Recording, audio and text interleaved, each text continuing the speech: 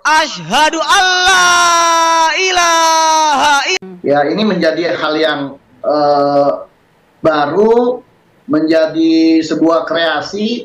Nah, ini dikhawatirkan nanti akan ada kreasi-kreasi model-model yang lain begitu.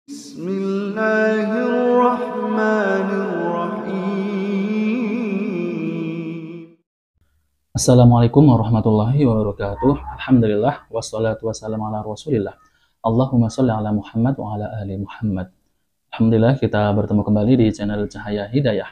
Nah, teman-teman semuanya, jadi di video kali ini ya, saya akan menampilkan tentang tanggapan MUI terkait azan yang nyeleneh, yaitu oleh santri Pondok Al Zaitun.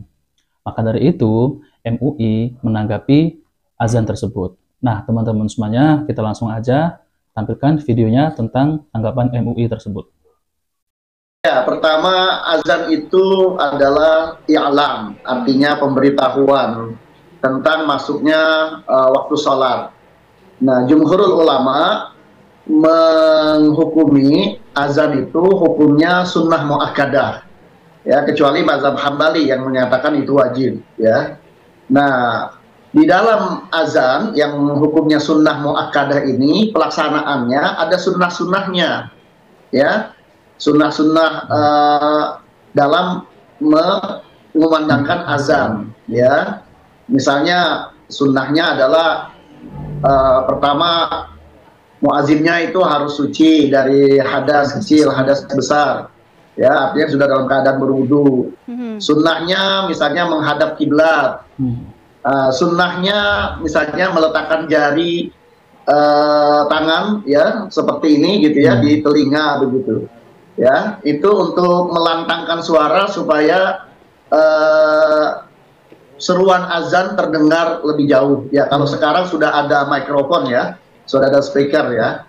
Nah, kemudian juga sunnah yang lainnya adalah mengumandangkan azan dengan mengindahkan suara panggilan azan, ya. Sejak azan disyariatkan, Rasulullah memerintahkan itu dilakukan oleh Bilal, ya, yang memang suaranya lantang dan indah begitu. Dan sampai saat ini, ya, bagaimana nagom atau azan, ya, dengan irama sebagaimana dilakukan oleh Bilal, itu juga diriwayatkan dari satu generasi ke generasi sampai sekarang begitu. Jadi kalau dilihat apa yang terjadi pada pesantren Az-Zaitun ini, ya, pertama, ya, pelanggaran syariat tidak ada, ya, karena memang hukum azan tadi sunnah, dan mengumandangkan azan dengan lagu yang indah itu juga sunnah, menghadap kiblat itu juga sunnah saja begitu. Artinya kalau dilakukan boleh, tidak dilakukan juga tidak berdosa. Hanya persoalannya adalah ini tidak lazim di masyarakat. Ya, ini menjadi hal yang baru, menjadi sebuah kreasi. Nah, ini dikhawatirkan nanti akan ada kreasi-kreasi model-model yang lain begitu. Nah, ini dalam hukum Islam ada satu metode hukum, penetapan hukum yang namanya saddud dzari'ah, ya. Saddud dzari'ah itu artinya menutup jalan kepada sesuatu yang dapat membawa kepada yang haram, ya. Ya, artinya kalau nanti ada kreasi seperti ini, nanti akan ada kreasi yang lain, akan ada model yang lain begitu, yang tidak lazim begitu. Nah, ini menjadi sesuatu yang apa namanya, tidak sesuai dengan yang dicontohkan oleh Rasulullah dan para sahabat. Nah, teman-teman semuanya, kita sudah mendengarkan ya, jadi tanggapan MUI itu ya, karena azan yang seperti itu ya, itu ada namanya itu kreasi ya, menambah-nambah dalam agama. Karena ya dalam tuntunannya azannya itu udah benar ya, lafalnya udah benar ya.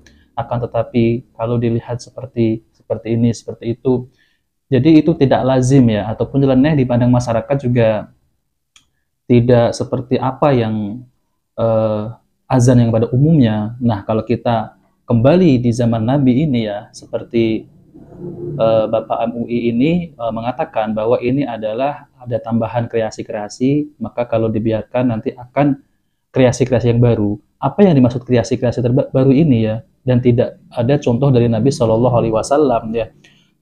Yang saya tangkap maksud MUI ini adalah bid'ah ya. Semestinya ini adalah bid'ah. Tapi MUI tidak menjelaskan tentang kreasi dalam agama ini termasuk bid'ah. Tapi kalau saya pahami, inilah yang disebut bid'ah. Nanti akan muncul lagi kreasi-kreasi yang baru ya. Seperti yang azan yang seperti ini ya. Asyhadu an la ilaha illallah.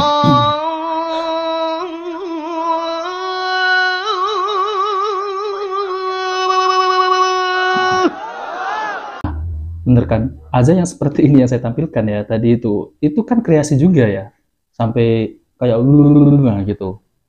Nanti kalau dibiarkan ya akan tambah lagi muncul kreasi-kreasi baru. Itu yang disebut bid'ah ya. Dan saya setuju sekali dengan tentang tanggapan MUI tadi ya. Saya setuju karena kalau dibiarkan nanti akan menimbulkan atau akan menambah kreasi-kreasi dalam agama, yaitu dalam azan. Dan banyak ya seperti itu yang kita jumpai azannya tuh yang nyeleneh, kadang-kadang lafaznya juga berubah ya.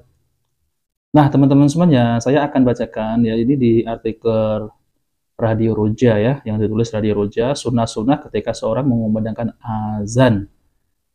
Yang pertama ya, orang yang mengumandangkan azan itu harus dalam keadaan suci ya, yaitu suci dalam hadas besar maupun hadas kecil. Dalil yang menunjukkan hal ini adalah keumuman dalil yang menunjukkan disunahkannya berzikir dalam keadaan suci. Karena azan ini adalah ibadah yang bentuknya berzikir dan mengajak orang-orang untuk berzikir kepada Allah Subhanahu wa Ta'ala. Kemudian ya, ini ada pertanyaan, lalu bagaimana, apakah boleh ya ketika mengumandangkan azan dalam keadaan belum berwudu ataupun belum suci ya? Jawabannya adalah bahwa semua ahli fikih mengatakan bahwa azan dalam keadaan tidak berwudu itu dibolehkan. Mereka berselisih pendapat tentang apabila seorang azan dalam keadaan hadas besar. Ada yang melarang, namun ada yang tetap membolehkan. Dan pendapat yang lebih kuat dalam masalah ini adalah yang membolehkan, karena tidak adanya dalil yang melarangnya. Dan pada asalnya berzikir itu dibolehkan. Namun azan dalam keadaan junub itu sangat tidak pantas ya. Seharusnya kita benar-benar menghindari keadaan itu, apalagi sebagian ulama melarangnya, seperti Imam Ahmad, Imam Ishaq bin Rahuyah, keduanya melarang seorang azan bila keadaan masih junub. Yang kedua, azan dalam keadaan berdiri ya. Kemudian ini termasuk di antara sunnah yang telah disepakati oleh para ulama. Perselisihan hanya ada apabila seorang melakukan azan dalam keadaan duduk karena sakit ya. Apakah makruh atau tidak ya? Imam Malik, Imam Al-Auza'i dan pengikutnya Imam Abu Hanifah mereka memakruhkan hal ini secara mutlak. Namun yang lebih kuat adalah pendapat yang mengatakan tidak makruh kalau duduknya karena uzur. Jadi kalau duduknya masalahnya dia sakit tidak bisa berdiri ya, itu pendapatnya makruh ya. Adapun bagi orang yang masih bisa berdiri maka makruh bagi dia untuk azan dalam keadaan duduk. Nah, seperti itu ya. Kemudian para ulama berijma bahwa disunahkan azan dalam keadaan berdiri ya. Jadi dalam keadaan berdiri ya azan itu disunahkan ya. Kemudian kita hindari perkara yang makruh ya kalau badan kita sehat, kecuali kalau badan kita dalam keadaan sakit. Hal ini berdasarkan hadis dari Nabi Shallallahu Alaihi Wasallam ketika beliau memerintahkan sahabat Bilal untuk mengumandangkan azan. Beliau Shallallahu Alaihi Wasallam bersabda yang artinya berdirilah wahai Bilal. Lalu kumandangkan azan seluruh manusia agar mereka datang dan menjalankan sholat bersama-sama. Hadis riwayat Bukhari dan Muslim. Kemudian yang ketiga, menghadap kiblat. Nah, jadi para ulama telah berijma bahwa termasuk di antara sunnah azan adalah menghadap kiblat. Ada beberapa riwayat yang menjelaskan hal ini. Namun riwayatnya lemah, sehingga dalil yang kuat dalam masalah ini adalah ijma para ulama bahwa azan itu sunnahnya menghadap kiblat. Lalu kalau menghadap ke arah lain bagaimana? Nah, ini soalannya ya, jawabannya tidak ada masalah. Boleh, tapi itu meninggalkan yang lebih afdol. Kalau bisa biar lebih afdol, kenapa kita harus meninggalkannya? Ya, dengan menjalankan yang lebih afdol, kita akan mendapatkan pahala yang agung dari Allah Subhanahu wa taala. Kemudian yang keempat ya, memasukkan ujung jari ke dua telinga. Nah, seperti ini ya, ujung jari. Nah. Alasan yang kedua sebagaimana disebutkan oleh para ulama bahwa dengan menutup lubang telinga, maka kita bisa lebih kuat untuk mengangkat suara ya, jadi bisa lantang suaranya itu ya. Jadi ke telinganya tuh terasa nggak kedengeran ya kita kalau azan, tapi suaranya tuh meluas gitu ya. Sebagaimana kita tahu semuanya bahwa azan itu dianjurkan untuk dikeraskan, jadi harus keras itu, jangan lembek gitu ya kalau azan. Walaupun pakai mic juga nggak apa-apa ya, jadi itu azan kan keras ya. Kalau Allah kan gitu ya, harus long gitu ya. Makanya azan itu seharusnya dikeluarkan suaranya dari masjid, dan alhamdulillah pemerintah telah mengeluarkan aturan penggunaan pengeras suara di masjid-masjid. Di dalam aturan tersebut disebutkan bahwa azan tetap dibolehkan menggunakan suara luar. Ya. Hal ini sesuai dengan dalil-dalil syariat karena memang azan itu sunnahnya dikeluarkan agar orang-orang itu mendengar ajakan untuk sholat bersama. Adapun nanti ketika iqomah tidak mengapa pakai speaker dalam saja dan juga tidak mengapa menggunakan speaker luar. Karena di sana ada orang-orang yang ketika azan masih belum tergerak hatinya untuk pergi ke masjid. Tapi ketika iqamah, mereka baru tergerak untuk pergi ke masjid. Dalam masalah iqamah, tidak harus dikeluarkan, tapi kalau dikeluarkan pun insya Allah tidak menjadi masalah. Hal ini karena sebenarnya iqamah untuk orang-orang yang sudah siap sholat dan berada di dalam masjid. Ya. Jadi iqamah itu untuk yang sudah ada di dalam masjid sudah siap, tapi tidak mengapa ya kalau iqamah itu suaranya dikeluarkan, yaitu dicorong-corong pengeras suara ataupun di mikrofon ya. Kemudian yang kelima, mengumpulkan dua takbir ya. Ketika membaca Allahu Akbar itu dikumpulkan, maksudnya adalah dua takbir berdekatan.